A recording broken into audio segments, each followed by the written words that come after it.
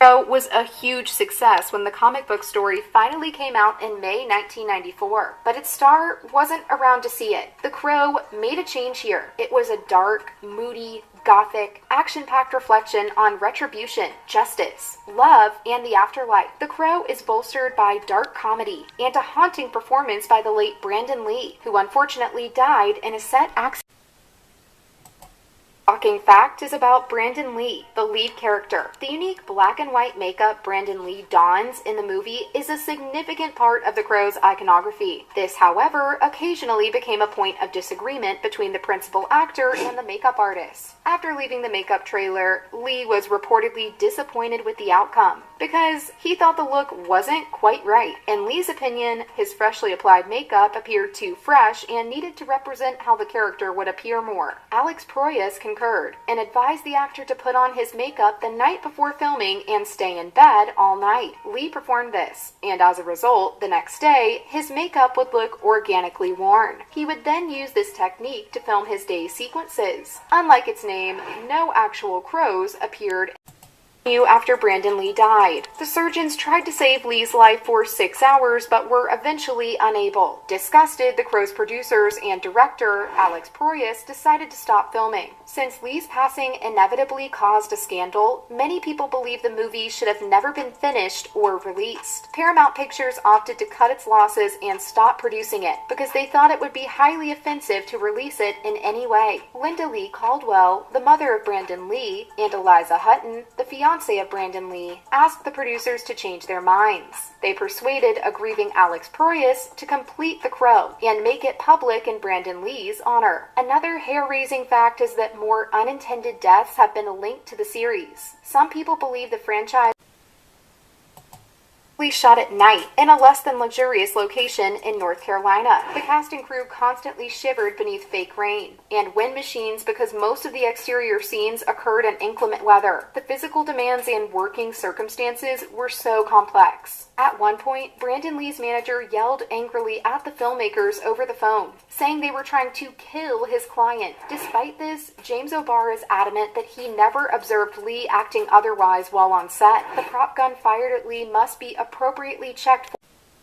Massey unintentionally shot Brandon Lee when he squeezed the trigger. It might be intriguing to hear that the original comic book was inspired by the death of James O'Barr's girlfriend. Early in the 1980s, James O'Barr was a young man coping with a real-life trauma when he wrote The Crow. At 18, O'Barr was about to get married to his girlfriend when a drunk motorist fatally struck the latter. O'Barr created the first graphic novel on his own to let go of his overwhelming sadness and wrath. O'Barr spent years finishing the graphic novel in his spare time while working his regular day job as a mechanic. O'Barr claims that at first he did it solely for himself, not caring if he was published. Yet, it would eventually appear in print in 1988. As it developed a cult following, the movie rights were quickly purchased. The film's firearms supervisor had gone home early when Lee's tragic accident occurred. What is the hidden secret behind it? The infamous... And now, listen carefully. And it was a tragic accident, and it's something that I'm going to live with. It's taken me, took me the time it took to be able to not so much put it in perspective, but to be able to move on with my life. And I never, my journey through life, how I was able to get to the other side of it. And it was a very slow and thoughtful process. I mean, I didn't know it was thoughtful at the time, but I just took a year off and I went back to New York and didn't do anything. I didn't work, didn't do anything. I just spent it with close friends and family, and just to get through it like any of us get through a tragedy. But it was a tragedy. The only difference with this tragedy is that it happened with cameras rolling, and it was a big media thing, and which I think is too bad, you know. The thing is, it wasn't supposed to happen. It absolutely wasn't supposed to happen. I wasn't even supposed to be handling the gun in the scene until we started shooting the scene, and the director changed it. It wasn't supposed to happen. Welcome back, my dear followers, friends, viewers, or welcome if it's the first time you're watching my YouTube channel, My Paranormal and Mystery TV. The time has come to give justice to Brandon Lee. His murder was well staged and premeditated, and the killer had a personal motive. It's the 8th documentary I'm shooting about Brandon Lee's murder, because I want to stress once and for all, it was a premeditated murder and not an accident at all. So if you want to know every particular of the investigations, the mechanism of the gun, how I got all these official documents kindly delivered from the United States, I suggest you to give a look to my previous documentaries to have a full picture of this case. But now, as you heard before, Michael Massey, I wasn't even supposed to handle a gun, but the director changed the scene at the last moment. So, if you watched, or if you want to watch my previous documentaries, also other witnesses I show you witnessed that the scene was changed at the last moment, and this scene, here I have official documents. The scene they had to shoot, according to the script, was that Brandon Lee had to be stabbed with a fake knife and not to be shot. There shouldn't have been any firearms. That's the reason why Brandon Lee didn't wear the bulletproof vest he always wore in the scenes when he got shot, even with blank cartridges. And think about that the specialist who had to check up firearms was sent home early. The gun, a Magnum 44, was destined only to Brandon Lee, because no other actors had to be shot in that scene. And I can tell you, I've already shown you in previous documentaries that the scene in which Brandon Lee really got fatal shot hasn't been destroyed. I mean the scene of the fatal shot. Then immediately the tape was destroyed. But I have that scene, I made you watch, and I will make you watch it again in a brief moment today, when I return to my personal computer with official files I received from journalists, investigators, and so in the fatal scene, 3 shots at Brandon Lee, shot by the hands of Michael Massey, who unintentionally was the hand who shot to death Brandon Lee, even if I want to remind you that Brandon Lee didn't die on the set, was shot to death in the set, but he died 12 hours later on March the 31st, 1993 at the hospital in Wilmington, North Carolina at 1:34 p.m. After 6 hours in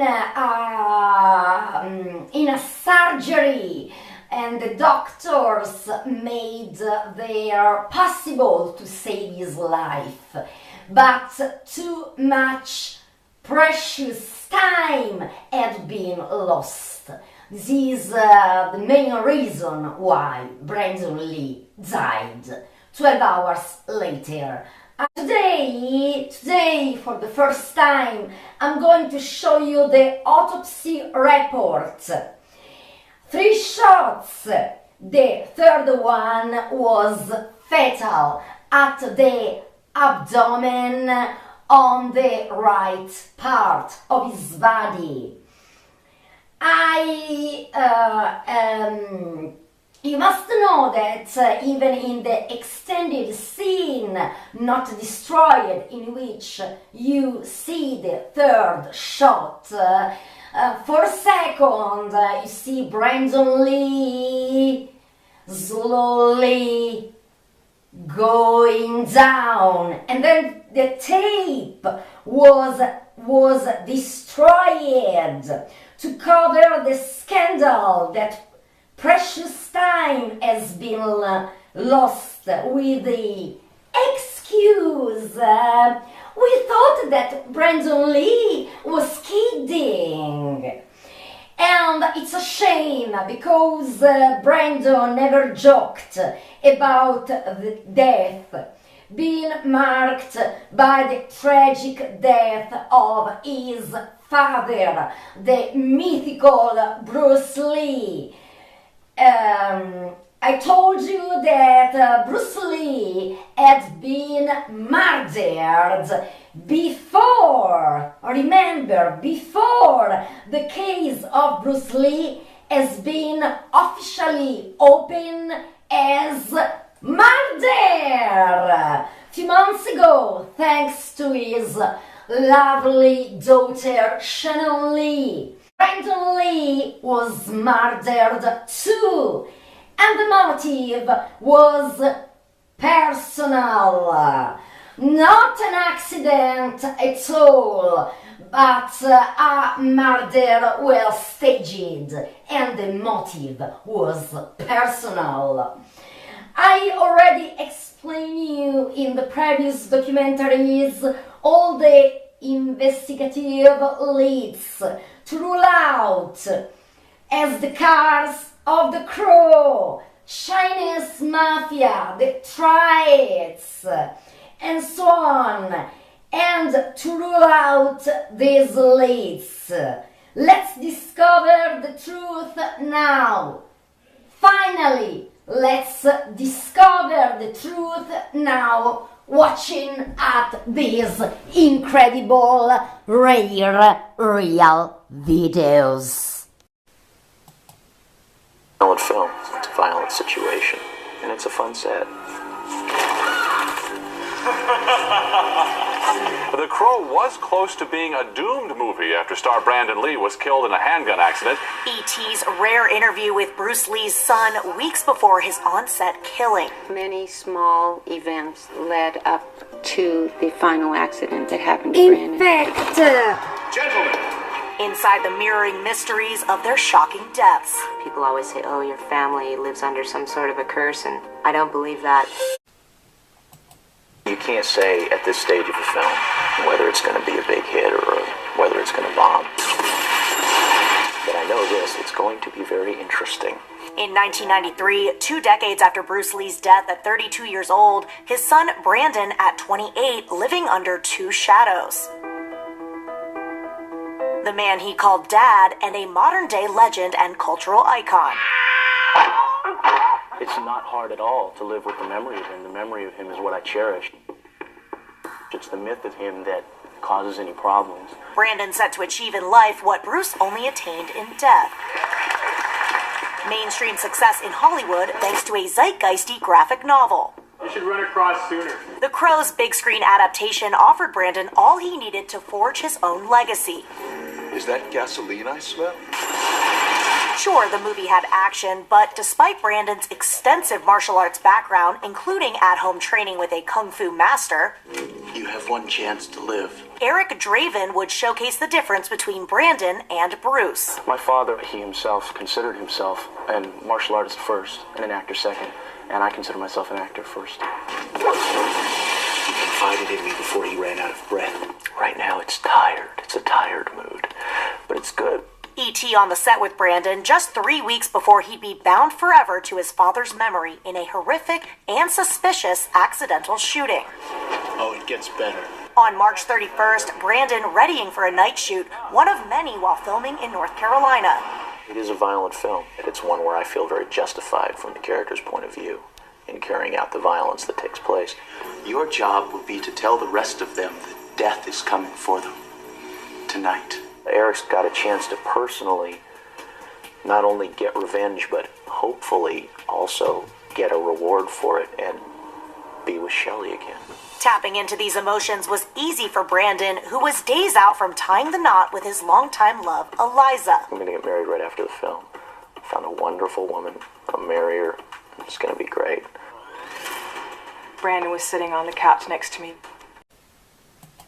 8 died at 1:04 p.m. Eastern Standard Time, Wednesday at New Hanover Regional Medical Center. It's a time of real sadness in our family, but we're managing. Brandon Lee was dead, his family torn between grief and outrage over another loved one struck down in their prime. Being 4 when my father died, you don't really understand the impact it has on your life. Being in your 20s when something like that happens is much different. I was very close to Brandon, and so it was very difficult and so shocking. Shocking, too, for young life will not be wasted in vain, and I give the responsibility to the entertainment industry to assure us that it will not happen again. Linda, sending a call to action as detectives, discovered the deadly dominoes behind Brandon's death. It's just absurd. It's horrible. I tell you, it nauseates me. It actually infuriates me. Believe me, nothing is trivial. Most people that things happen to like this that you see on the news all the time, they never get any justice. Licus or belly button. I know that during the surgery itself, he received at least 40 or more units of blood, and it's a relatively small wound. The investigation uncovering a series of poor decisions and guilty parties. In fact, too much blame across too many people, leaving no way to directly charge anyone for Brandon's shooting. You need professional help. As for the on and off screen shooter, Massey, he continued acting but was forever traumatized by pulling that trigger, rarely talking of the experience before he died of stomach cancer in 2016. But there was monetary justice for Linda and Eliza. An undisclosed settlement from the Crow's producers. The second stemming from headlines surrounding events behind the scenes of The Crow. Some people said, yeah, this is all, it's the curse of the Crow, and we should have stopped when stuff started happening, because we did. We've had stuntmen get, break a rib or a photo double for another character broke his leg, and they're going, oh, there it is, here it is. The curse has hit us again. The fact that there were certain incidents, say, on The Crow that happened before Brandon's accident are now turned into, oh, there was a curse on the set of The Crow. I think that's very irresponsible, and I don't read those things. And you're right, no cars.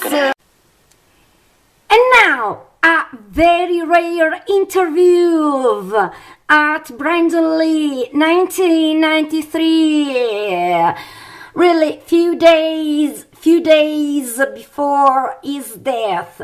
Listen to him because it tells something really interesting. Listen carefully.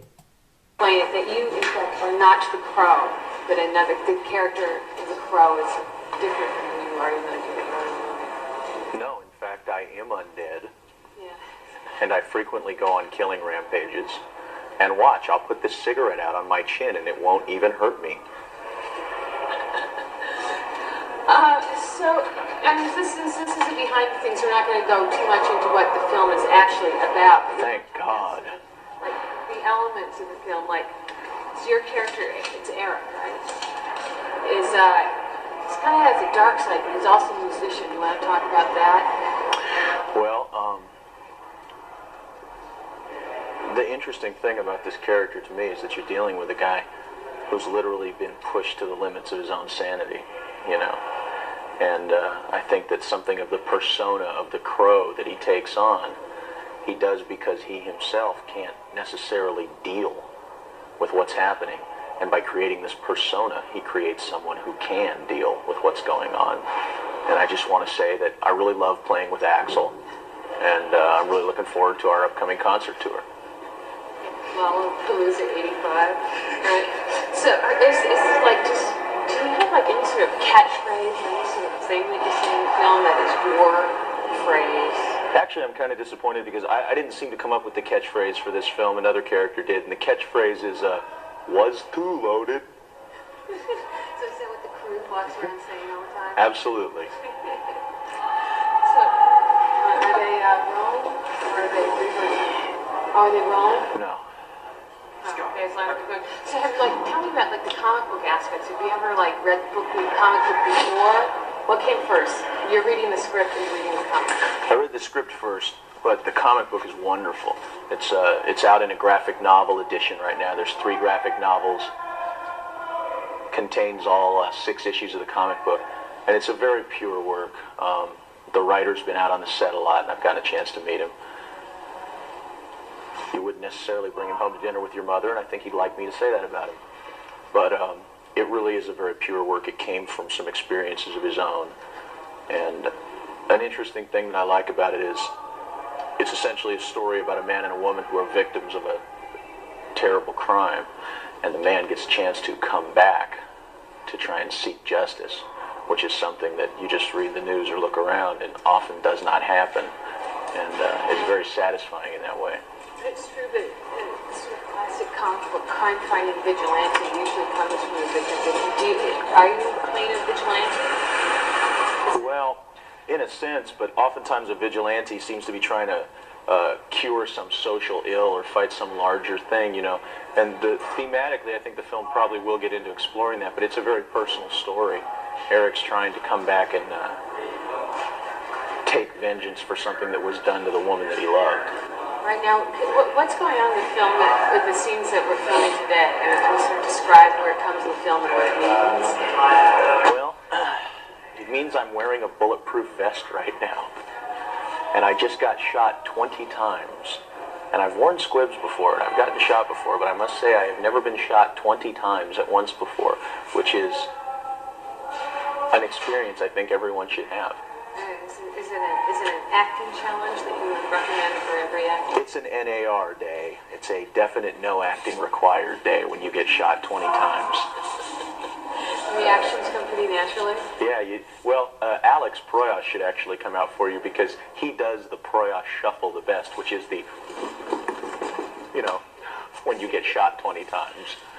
So I also say one more thing is, what's it like being signed for 3 pictures by Ed Pressman, knowing what happened to Arnold Schwarzenegger? What did Ed do to Arnold Schwarzenegger that I don't know about? That little box on his desk. No, I mean, are you excited about the prospect? I'm excited about the film. You know, the concept that there's a possibility of doing a couple more pictures. You know, that at a dime will get me a half a phone call, you know. Believe it when you see it? Yeah. But so do you think The Crow's going to be like a franchise? Is it something, are we going to see Crow 18, do you think the story was? I hope not. It's a very self-contained story. Like I said, it comes from the graphic novel, and it really is a pure work. And once it's over, I mean, I haven't even begun to think about what Crow 18 would be. I just hope we shoot it someplace warmer. Or can you talk just briefly about shooting in the cement factory and what it's like? It's cold. It's very cold. We were shooting during the blizzard of '93. We were outdoors with no shirt, or I was outdoors with no shirt and no shoes on. And it was 5 degrees outside in the rain, which once again is another NAR day. You don't have to work real hard to figure out what you ought to do when it is 5 degrees outside. That's great. Maybe we can cut it there. Very good. Accepted a role that, while action-oriented, wasn't quite like anything his father had done. Actually, next I'm playing a rock and roll musician in a film called The Crow. The Legacy of the Crow. James O'Barr created the Crow comics after his fiancée Beverly died in a drunk driving crash. Protagonist Eric Draven is similarly plagued with grief as he watches his fiancée Shelley die before his own life expires. Shelley. Rising from the dead, Eric seeks revenge against the killers who destroyed 2 happy lives. O'Barr was approached about a film adaptation, with one studio envisioning The Crow as a Michael Jackson musical. Collaborating with writer John Shirley, O'Barr eventually got a faithful adaptation off the ground with Alex Proyas directing. I saw her through your eyes. Christian Slater and River Phoenix were eyed for the lead, but Brandon was ultimately cast as Eric. O'Barr initially didn't feel Brandon was right for the role, although the two soon hit it off. Why don't you tell me a story? Although the Crow was another action hero, the role allowed Brandon to demonstrate his range. I see you have made your decision. Now let's see you enforce it. Eric walks a fine line between being a brooding lost soul, wisecracking warrior, and affectionate protector of those he cares about. Brandon balanced all of these notes wonderfully in performance that unlocked his full potential. Little things used to mean so much to Shelley. I used to think they were kind of trivial. Believe me, nothing is trivial. While Brandon knew typecasting was common in Hollywood, he aspired to branch out with comedies, straight dramas, commercial films, and indies, citing Tom Hanks as one inspiration. In his career-defining role, we saw what could have been from a life cut far too short. The Crow was only 3 days from wrapping when the crew shot a crucial scene when Eric is murdered.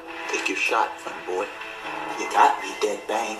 After Eric Michael Massey fired the prop gun, everyone soon noticed that Brandon wasn't getting up. While the filmmakers intended to use blanks, a dummy round had mistakenly been left in the revolver. With a lead tip, the ensuing blast had the impact of an actual bullet, resulting in a wound that proved fatal after 6 hours of surgery. Mr. Lee's heart stopped, and efforts to resuscitate him were unsuccessful. And now, listen and look carefully. Dealing with a supernatural situation, which is a man who has come back from the dead. And I think the thing that I enjoy most about this film is simply the questions that raises for me as an actor playing the part, and for the audience who's going to see the film. If you died, and a year had passed since the time that you had died, and during that year you have to assume that the people that you loved and the people who were in your life and loved you would have had a year now to grieve and come to some kind of terms with having lost you.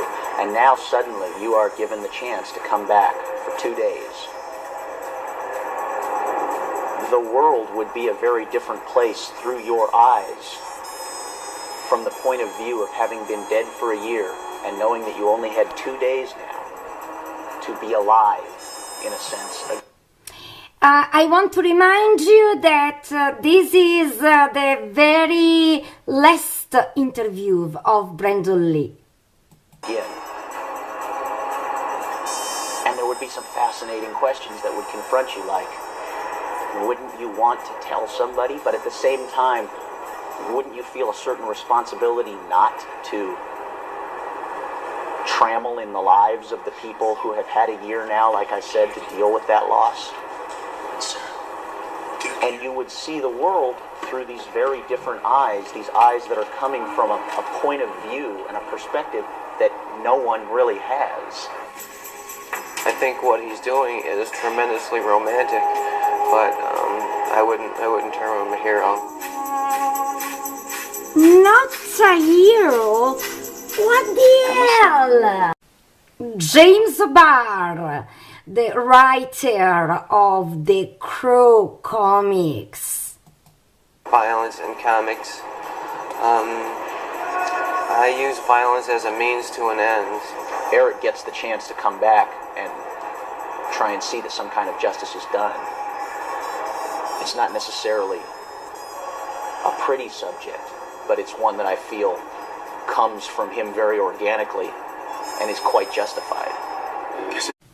In the Crow movie, there was also this mythical actor. I'm talking about Tony Todd.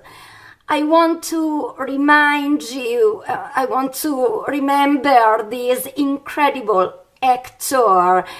I really want to remember him with very much love and affection, because I was shocked when almost 1 month ago Tony Todd died at only 70 years old from a cancer. I was really shocked. I really cried for 44 hours. Really a great loss. And he was in The Crow too. Listen to him. This film represents, as most good films would, an escape from reality. And the world right now is not as a sun-kissed, lemony place that we would like to maybe pretend it is. So I think the good thing about films like this is that they can provide some sort of healthy catharsis to be able to, for 2 hours, forget about that world outside. I'm aiming at that audience that watches it on 42nd Street, which is where I got a lot of my basic film education. They go in there, they buy the popcorn, and they're talking and they're intercoursing with each other, and they're, for a moment, all focused on a singular purpose. And I think that this film will certainly hold their attention as well as any that's been done, and probably beyond. I'll tell you something, I don't really care about any statements the film makes that have to do with that, because that's not Eric's point of view. I'm sure that the world of this film is going to be a better place once the bad guys aren't there anymore. But that's not Eric's reason for doing what he's doing, and so it's not something I've stopped to consider a great deal. There's this wonderful the amazing beauty of Brandon Lee, one of the most handsome actor ever, and somebody unfortunately wanted his death. And now I go on.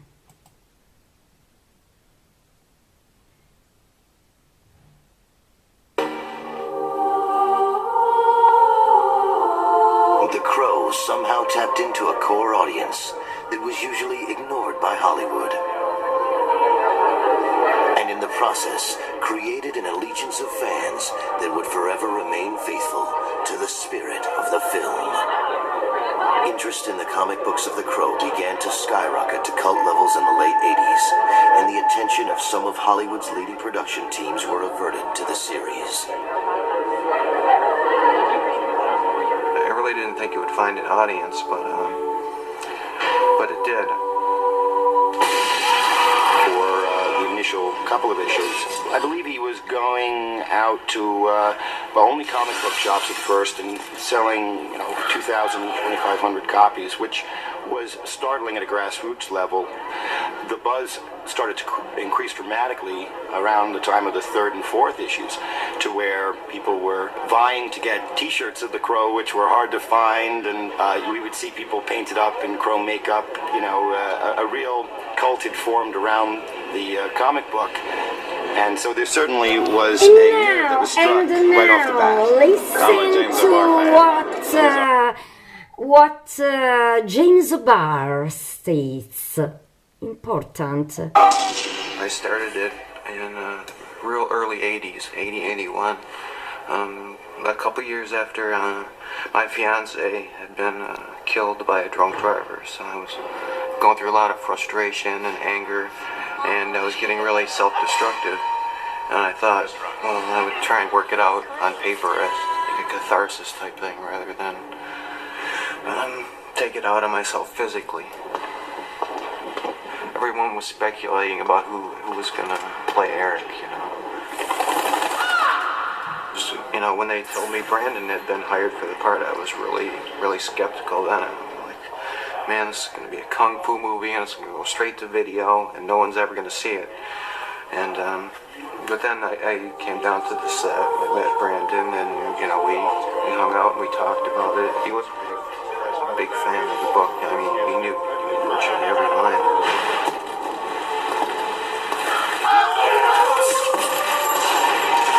When The Crow opened in theaters in May of 1994. I think that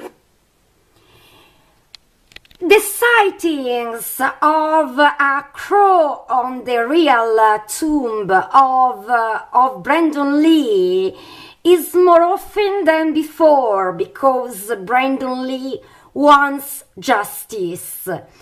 And now let's go deeper into this documentary to find the truth. Lee, actor, martial artist, son of the legendary Bruce Lee, had every chance of becoming a new Hollywood star. The Crow was supposed to be his path to the future, but it turned out to be a curse.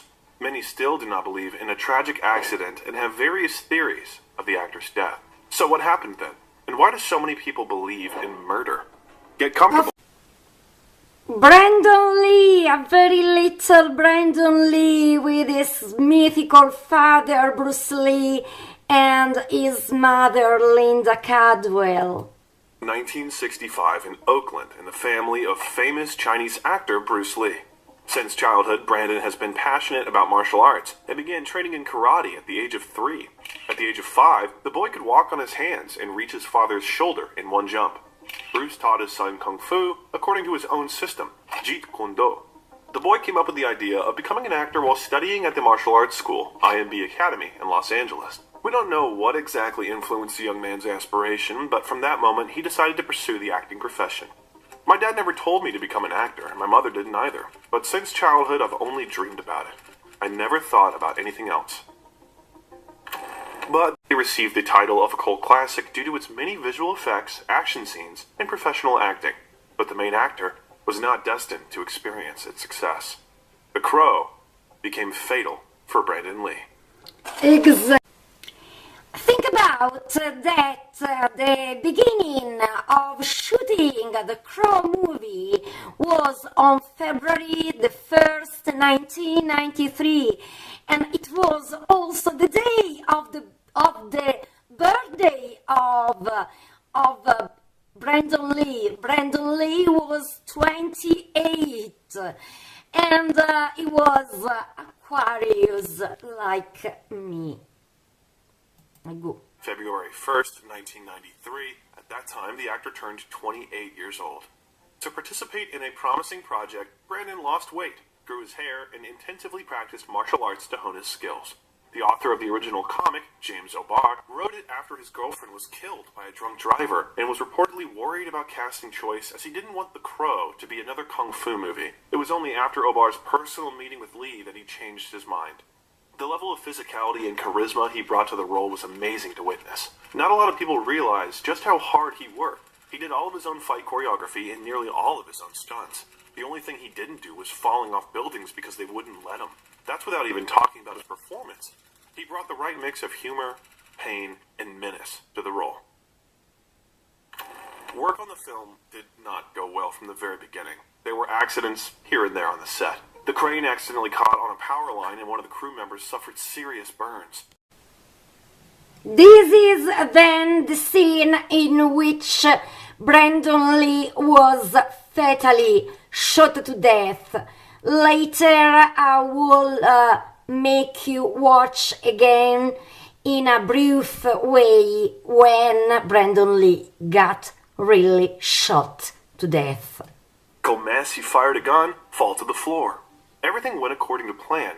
The gun fired, the squib went off, This and was Lee the fell. scene. Only after Proyas said cut, Then I will everyone make you realized see that the Lee was not fatal moving. Actor Michael third Massey, who shot. played the main character's enemy, shot Lee with a blank cartridge, but it turned out there was a lead tip stuck in the gun, which the technicians did not notice. When he fell backwards from the explosion rather than forward as planned, some time passed before others on set realized something was wrong.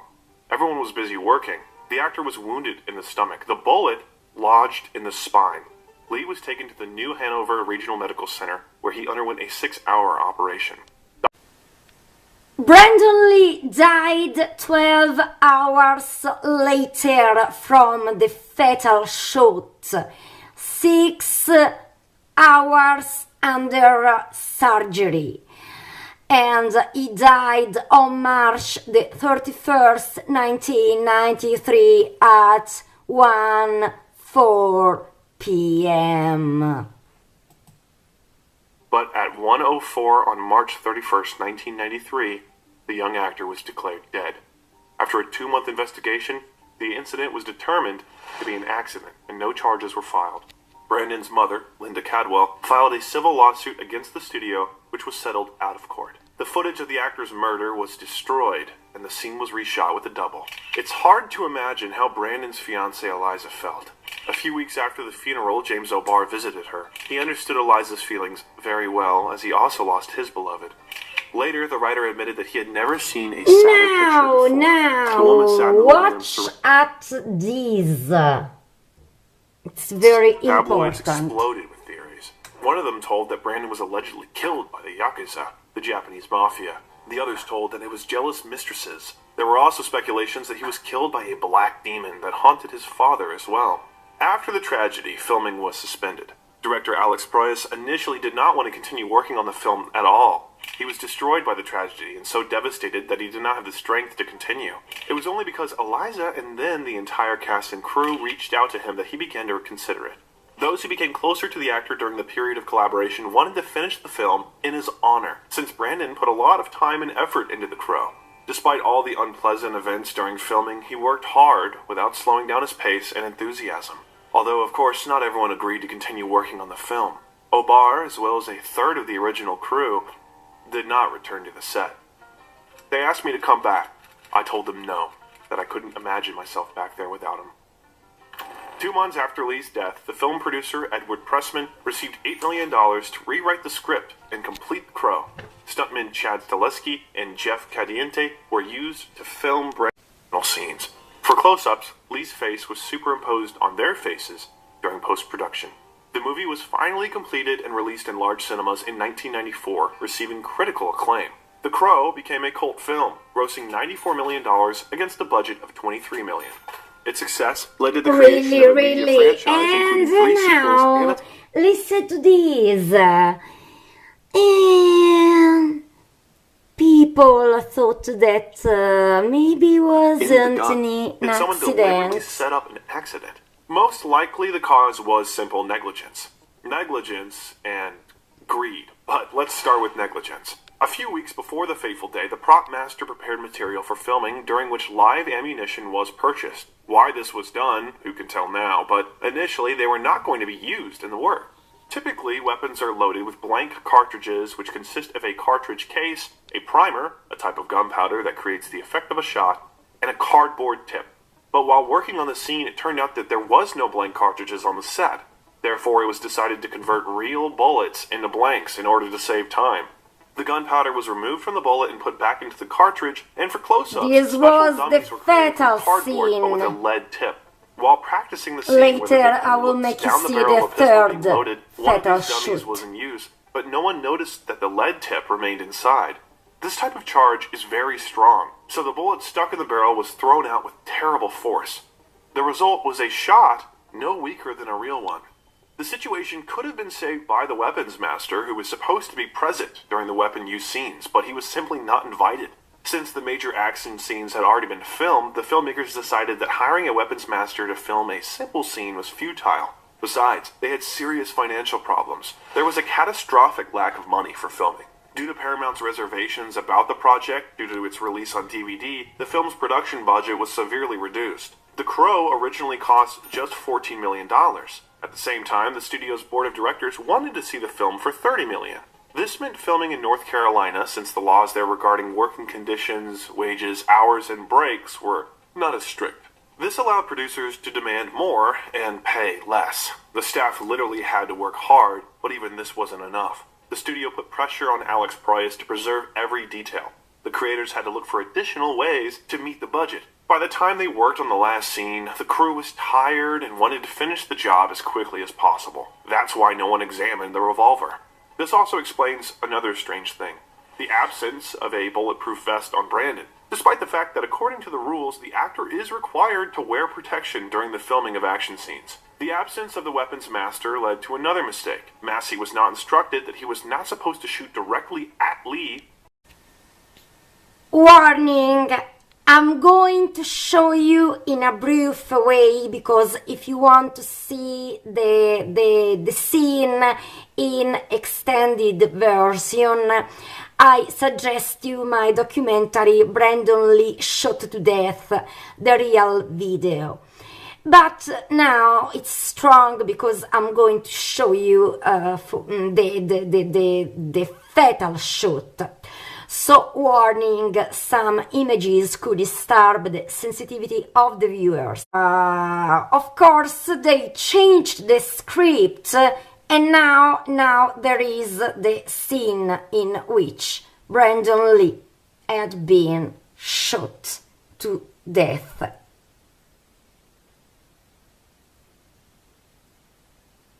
Now, this was when Brandon Lee died.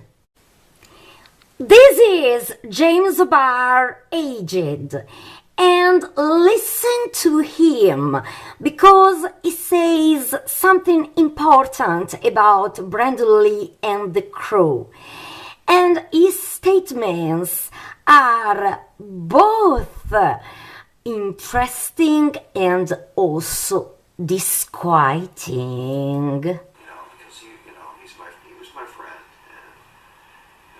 I don't think fans realize it when they come up to me at conventions and they're like, "Can you draw me Brandon?" Yeah, I'm like, you're asking me to draw a picture of my dead friend for your entertainment, and on top of that, I don't want to be one of those people that make money off Brandon. I don't. He was my friend, and I don't want to be one of those parasitical vampires that Hollywood is known for.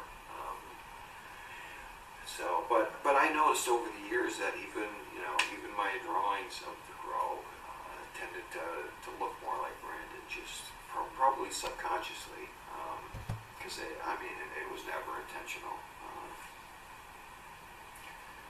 So they between me, Proyas, and Brandon. So, have you heard?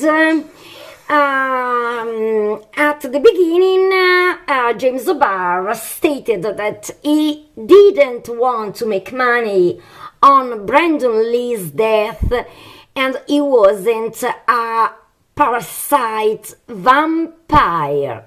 But now listen to this. The first time on the set, he says, "I feel like Roy Batty in Blade Runner when he meets Tyrell." He says, "It's not an easy thing to meet your maker." He's like, "Okay, you won me over with that one." So, with his death, how was it decided how to proceed from that point? Well, it was left up to his fiance and his mother whether they wanted the film finished and released. And the reality was there was only like 6 days of filming left. And most of that stuff is... When Crow finished, what came next? Well, when the Crow was done, when the film was done, essentially they had Hamlet without Hamlet, and they needed somebody to promote it. And since I was good friends with Brandon, and I talked to his fiance about it, and so I agreed to go on a promotional tour because I wanted people to see this movie for the right reason. I wanted them to see it because A, because it was good, and B, because Brandon was really proud of his work in it. I didn't want him to go see it because this is the movie Brandon Lee was killed making, So for the next 2 years, I went on like a promotional tour all over the U.S. and Europe, Germany and Vienna and Italy and Spain, and whenever it premiered, I would go there and talk and do interviews. Essentially, the things Brandon would have done, talk shows and radio interviews and newspaper interviews. And plus, I wanted people to know what a real sweetheart Brandon was. What a kind. He was like the kind of neighbor who would offer to cut your lawn for you.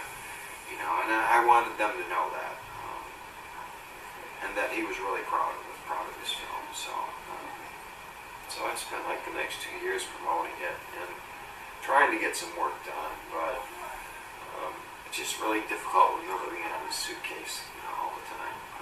It's difficult on relationships too. So things didn't go very well for me for a while there. Partly because I felt like I was getting Brandon's success. It was like, this was for him. All this adulation and this should have been his, not mine. So that there was some residual guilt there. Aside from the fact that he was killed making a movie that I wrote, which is dog logic. I wasn't even there when it happened. And at that time there was no term like survivor guilt. Even if there was, I don't think I would have believed it. Oh, that's nonsense. I just felt really bad. I kind of felt like a fraud. Like I'm Brandon Lee's stand-in, and that's not what I wanted. I'm actually a very shy, private person, and it's really difficult for me to go out there and do that kind of stuff. Be friendly, cordial, and charming to total strangers, and then answer the same fucking questions, 18 times in 4 hours, because every reporter comes in has the exact same number of questions, And in fact, it even got to the point, to where I would say, okay, we'll just dispense with the stupid questions, and I would just like to, no. No, there's no footage of Brandon being shot. It was destroyed, No, I wasn't there. So it got to be really draining and tedious, and it didn't leave me in a good place. So I was adrift in my own life for a little while. But I always continued to keep working, and I'm sure for a brief period I did have some resentment for The Crow, but I've had a blessed life because of this one book. My very first book. It's the best-selling independent book of all time. 875,000 copies have been sold, not printed. That's a misnomer, guys. It says 3 million copies in print. Well, there could be 4 of them sold. The rest of them are in a warehouse somewhere. I think it was 875,000 copies, and it still sells really well. And I have that author's edition coming out this month too. So. It's kind of, I think it's become like this rite of passage, when you're 16. I must be direct and honest. that comic didn't sell very much before the Crow movie and the death of Brandon Lee, and to say that it was a blessing.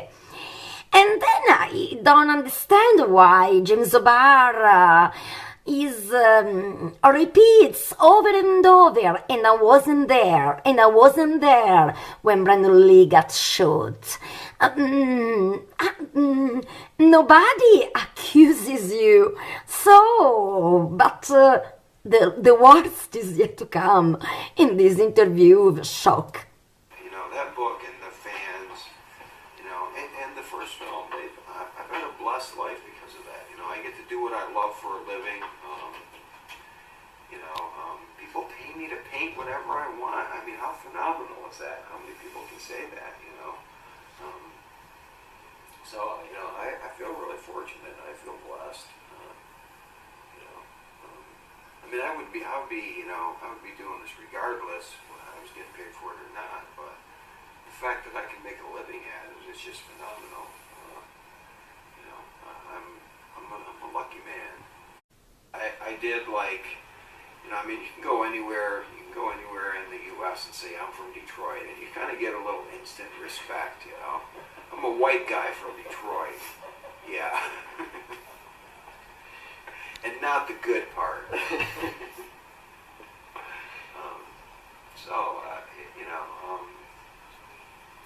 It was difficult, and everybody in the book, The Crow, is based on a real person, and all the bad guys, and I associated with all those people. I have as much in common with the bad guys as I do with Eric, so shamefully so. But I don't know what I was thinking. Once I left, I live in Dallas now. So I got stunned. I was completely shocked when he says that he identifies himself with the bad guys of the comic, The Crow. Oh my God, I can understand that after his tragedy, when his beloved girlfriend Beverly was killed by a drunk driver, he could identify himself with Eric Draven, but not with the bad guys. Oh my God! Fanboy, Top Dollar, Tintin, and so on. I'm from Detroit, but I'm not the good part. I was a shock. And now listen to this. After he died, I had a lot of residual guilt over somehow I was responsible. Even though that's dog logic, that doesn't make any sense. I wasn't even there when it happened, so it was, but I still kind of felt this is his moment to shine, and kind of I'm getting all the glory from it, I'm getting wealthy from it. I don't understand the reason why James O'Barr feels guilty about Brandon Lee's death, because it's not his fault if he wrote the comic The Crow.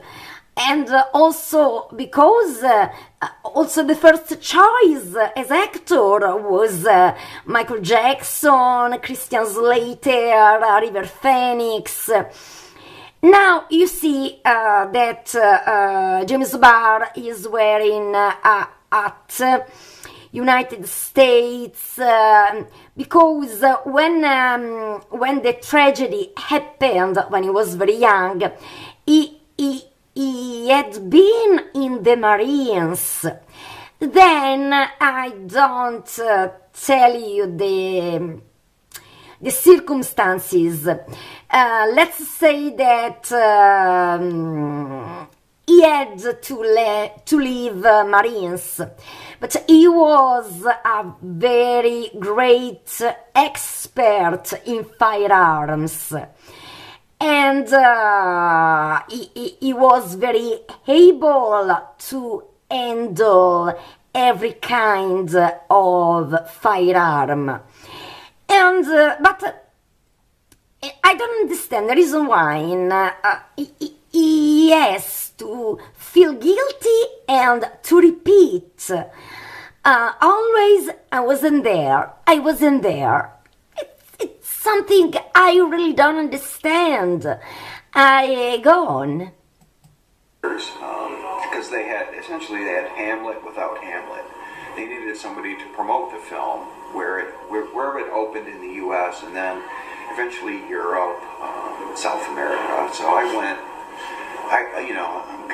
because I wanted people to see this for the right reason, because Brandon was proud of it, not for like this morbid reason of this is the film he died in. So I agreed to promote it wherever it opened, and it was really hard, going and talking to press, and then I'd have to sit through the movie again to answer questions afterwards, and I did that for 2 years, I mean, it was also a good kind of like healing thing as well, because I got, the same journalist that interviewed me had interviewed Brandon a couple years before for Rapid Fire, and that opened, so we got to kind of share stories, and so it was kind of like a beginning of a healing process for.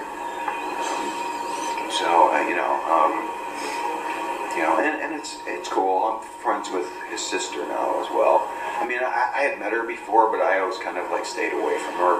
Like, is she gonna like hold me responsible, or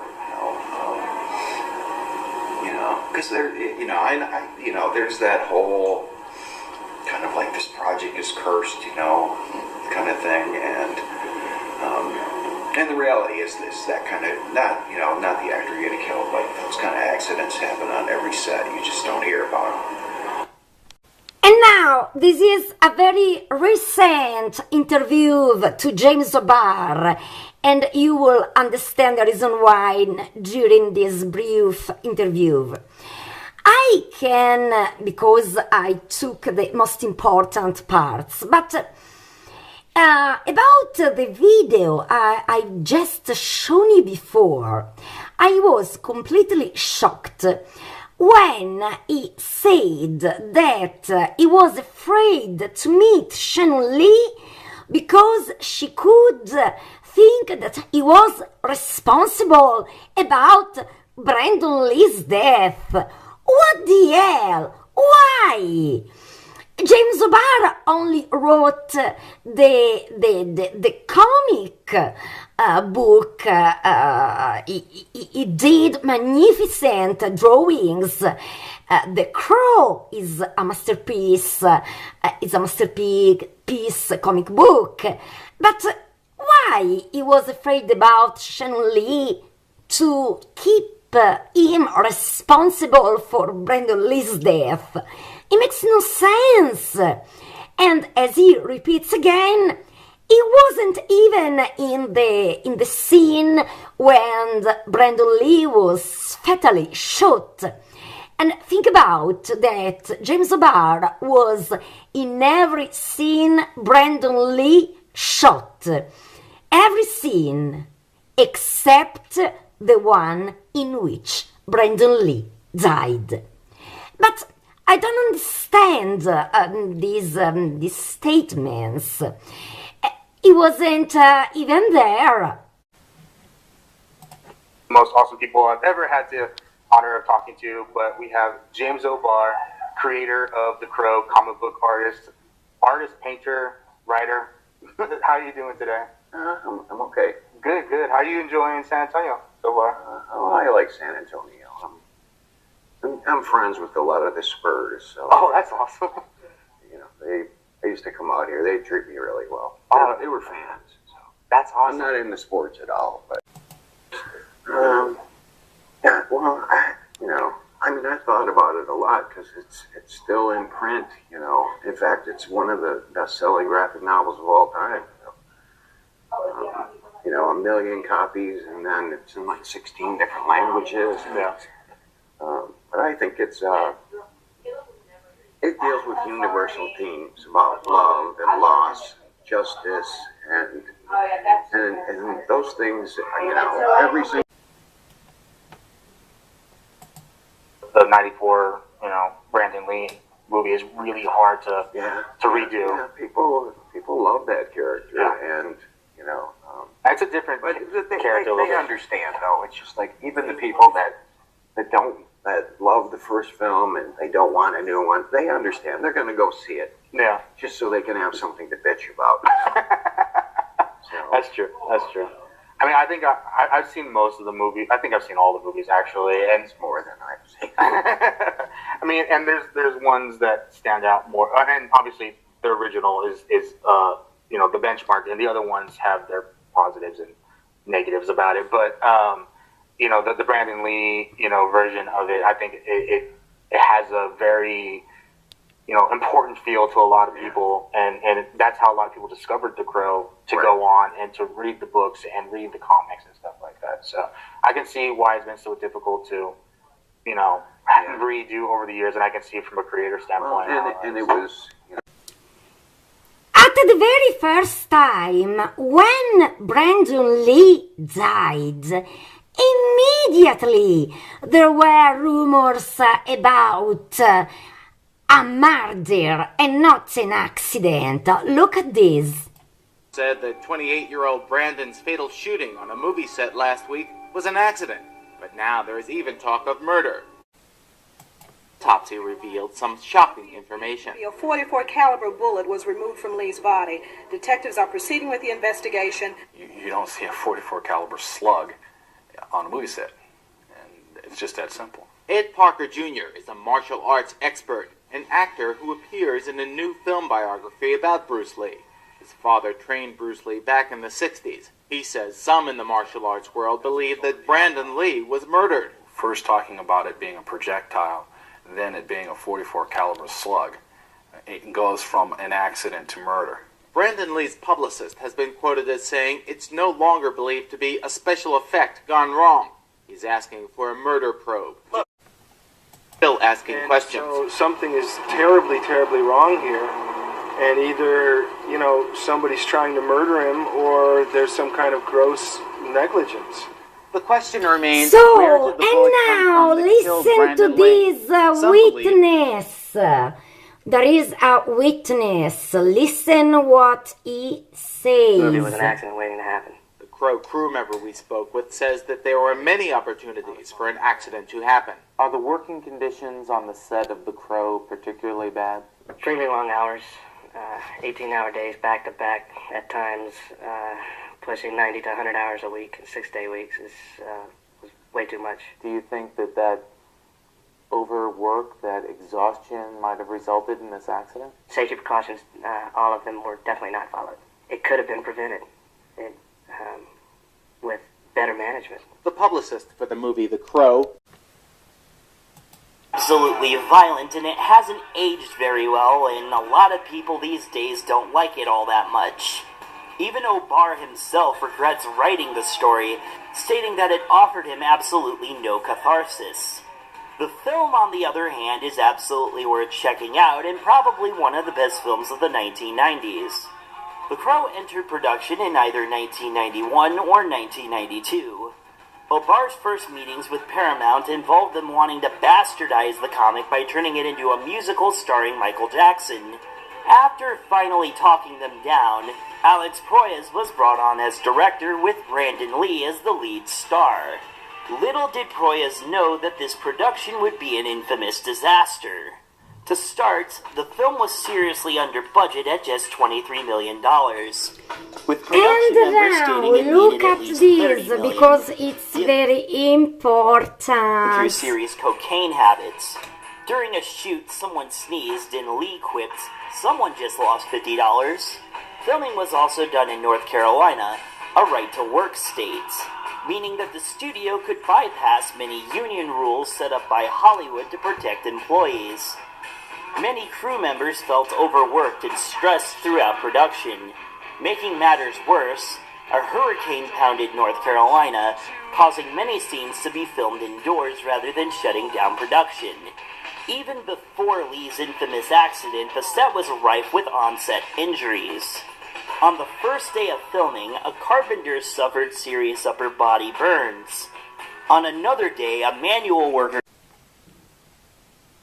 used in a prior shoot where the gun wasn't properly cleaned. A bullet became stuck inside of the prop gun. The hot gases that were created from when the trigger was pulled caused the bullet to become dislodged, and it came flying out with enough force to impact Brandon. He was hit in his right side and he collapsed and started groaning. The rest of the cast and crew were unaware of what was going on, thinking that he was just acting, or they were preoccupied with what they were doing. Then Proyas yelled, "Cut!" This is the autopsy. This is the autopsy. As I made you watch the real scene in which Brandon Lee was fatally shot, you see, when Michael Massey shot at Brandon here, it's not fatal. This is fatal. This is the autopsy of Brandon Lee. I go on. And it became clear that something was seriously wrong. Brandon was then rushed to the hospital via ambulance, where he later died of his injuries, despite emergency surgery to try to remove the bullets. This led to the difficult decision of the crew of whether or not to finish the film. Ultimately, they cobbled together the few remaining scenes featuring Lee by using prior shot fight choreography footage, CGI, and body doubles. There are scenes in the finished film that are affected by this, but unless a viewer is paying close attention, it's hard to notice. It was released on May 13th, 1994, to critical praise and debuted at #1 in the box office for that weekend. It's a cult classic and one of the best films of the decade. It's tragic, though, seeing as Lee's performance shined like a diamond and his career was cut short. He could have been something legendary. And let's face it, how can you not like that man? Look at that gorgeous smile on his face. Lee's death was caught on. And here another shocking revelations. One of the last pieces of the puzzle, Alex Proyas. Death was caught on camera. Proyas insists he destroyed the footage. However, there are some claims that say that that is not true. A few crew members state that they recall a cameraman who held onto the footage with the intention of selling it. Speculation also states that the footage couldn't have legally been destroyed, as it was more than likely used as evidence by authorities. However, this doesn't mean that Proyas didn't disobey orders, or that the footage wasn't destroyed after investigation. So, even at this point, it's not too late to give Brandon Lee justice.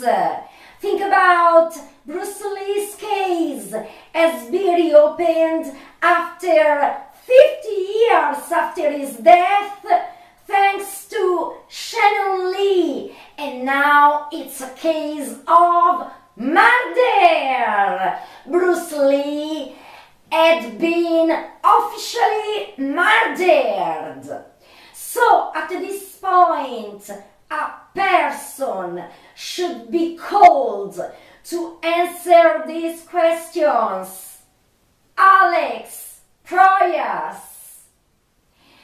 Alex Proyas was, at least at the beginning of his career, he had no motive to kill Brandon Lee, also because he couldn't know that Linda Cadwell, the mother of Brandon Lee, and the fiancée Eliza Acton wanted the film to be finished and released at any cost. And he couldn't even know that Miramax added millions of dollars to finish the movie, but is not in a comfortable position because Michael Massey himself stated, I want to remind you that unfortunately Michael Massey died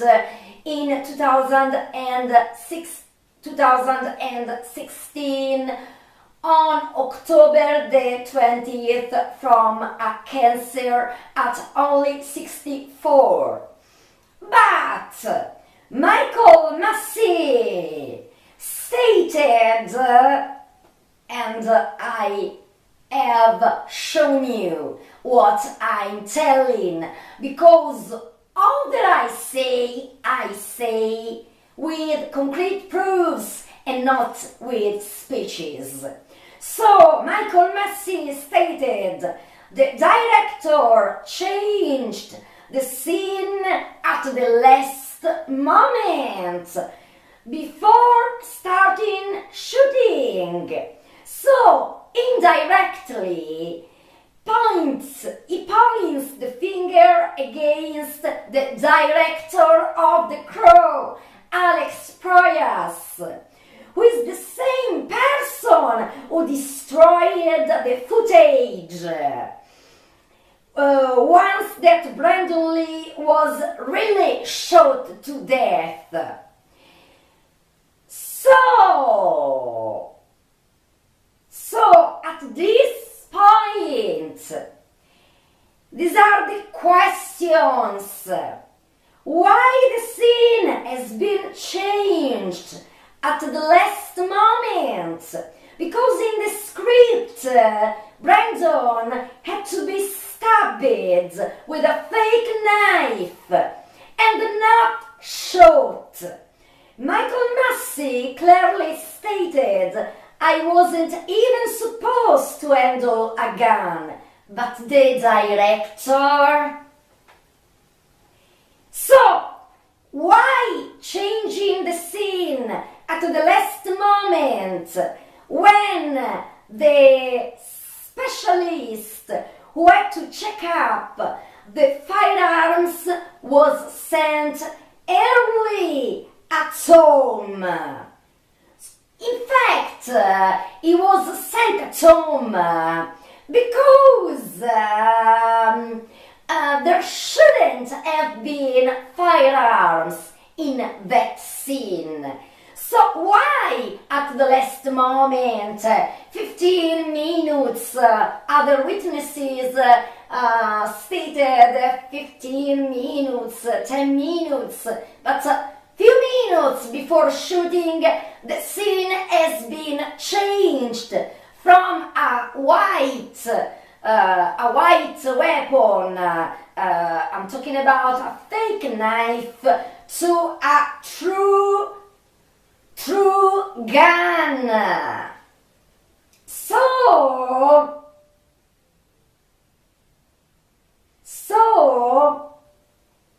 why Alex Proyas destroyed the footage?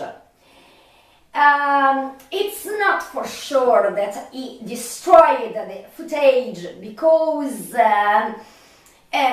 it's clearly forbidden by the police protocols. So I hope that they say that he destroyed the tape, and instead that part of the tape has been in possess of the police. I hope too that police has this tape. I know that Alex Proyas is not guilty at all. In fact, I admired him very much this year, 2024, because Alex Proyas immediately was against the shameful reboot of The Crow, with Bill Skarsgård playing the part of the crow, but not of a crow, but of Eric Draven. It's not Bill Skarsgård guilt, I want to stress, but Eric Draven, the crow Eric Draven.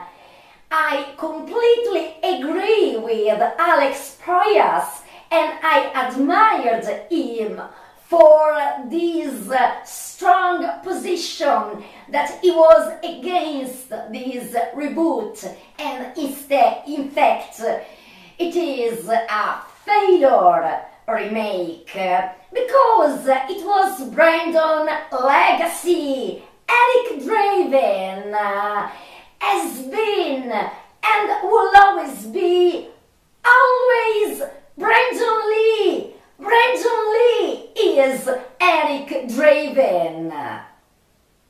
So I know that Alex Proyas is not guilty, but I wish I could ask him, and I hope that somebody else ask him this key to solve the murder of Brandon Lee after more than 30 years, because Brandon Lee really deserves this. The time has come to reveal all the skeletons in the closet. The time has come to give justice to Brandon Lee. So it's time that Alex Proyas answers to these questions, and to this last question. You are the director, not the screenwriter. So, who told you or suggest you to change that scene at the last moment? I think that the real killer not necessarily had to be on set that night. So, if it was the case, the gun would be loaded with a mix of blanks and a true projectile. Also many days before the fatal shot, even 2 weeks before the fatal shot. And I want to remind, as also other people,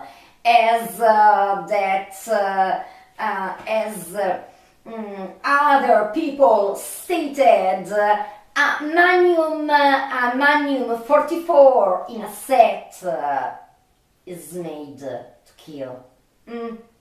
So it's not the case, but the specialist who had to check up that gun was sent home because there shouldn't have been firearms in that scene.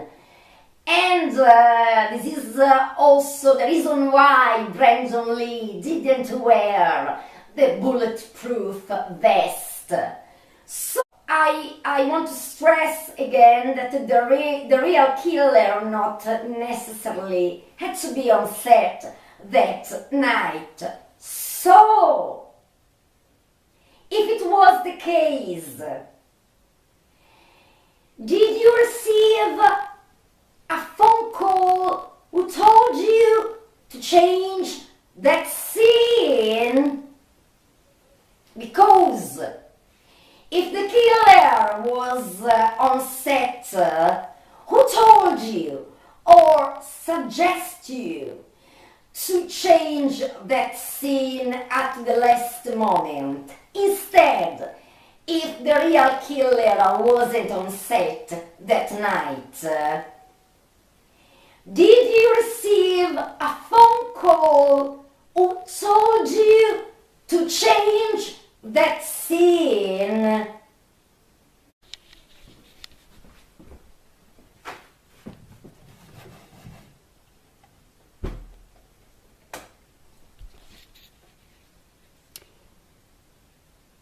It's the time to speak and to give justice to Brandon Lee.